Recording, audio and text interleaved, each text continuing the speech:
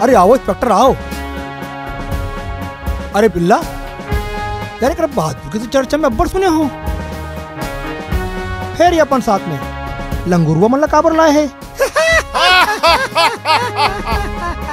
ठीक केस मुन्ना, ये मोर सिपाही मन तुहर मन के खातिरदारी करे बरा है। काबर आज के बाद तुमन अपन पैर में खड़ा होए के लायक नहीं रहा। इंस्पेक्टर, हमारे अड्डा में आकर हमला धमकाता। बिल्ला, धमकी तो कुकुर मन देते, शेर नहीं। मारो रे साले ला, बच के ना जाना चाहिए।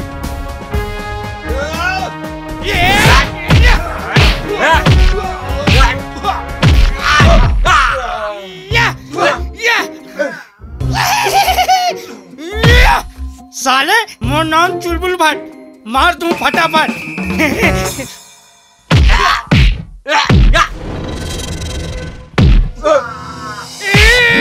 अबे साले, ओला मार बे, ओला मार बे, संभाल ले मार रे। साले दोबारा नहीं लगने का, भाग रे बे।